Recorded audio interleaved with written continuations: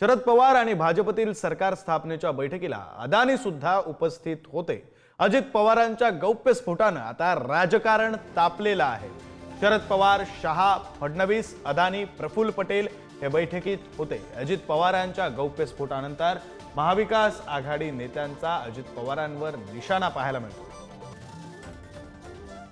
2.5 वर्ष आम्ही सत्ता चांगल्या प्रकारे राबवली, पण गौतम अडाणीला हे सरकार नको होतं।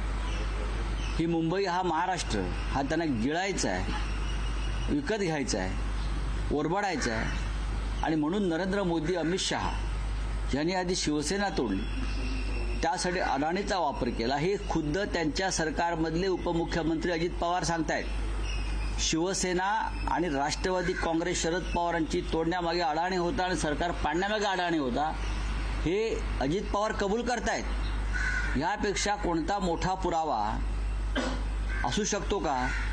आता देश जर अदानी चालवत असतील, राज्य अदानी चालवत असतील आणि जर अजित पवारांचा निर्णय पुन्हा एकदा त्यांच्याबरोबर जाण्याचा ठरला असेल, तर मात्र मला वाटतं की त्याही वेळेस होते, याही वेळेस ते असावेत आणि अदानींच्या इशाऱ्यावर ही सरकार आलं असावं आणि त्यामुळं अदानींनी सांगितल्यामुळं अजितदादा पुन्हा गेलेत का, याचं उत्तर अजितदादांनी द्यावं।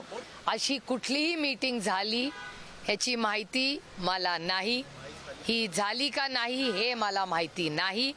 पहाटेच्या शपथविधीबद्दल आम्हाला कोणालाच माहिती नव्हतं, हे मी तुमच्या चॅनलवर अनेक वेळा बोललेले आहे। मला अजूनही तो दिवस आठवतो, मी झोपले होते, सदानंद सुळेंनी मला उठवलं आणि सांगितलं बघा काय चाललंय टीव्हीवर, जरा टीव्ही लावा। त्याच्यामुळे मला ह्या कुठल्याही किंवा आमच्या पक्षाला ह्या कुठल्याही मीटिंगबद्दल काही माहिती नाही, पहाटेच्या शपथविधीबद्दलही माहिती नाही। त्याच्यामुळे या सगळ्या याची मीटिंग झाली का नाही, कुठे झाली, काय झाली, या सगळ्याचं उत्तर हे अजित पवारांना द्यायला लागेल। ज्येष्ठ नेते आहेत, अजितदादा असतील, देवेंद्र फडणवीस साहेब असतील, त्यामुळे ते ज्या वेळेला विधान करतात तेव्हा जबाबदारीपूर्वक विधानच करत असतील असा माझा समज आहे।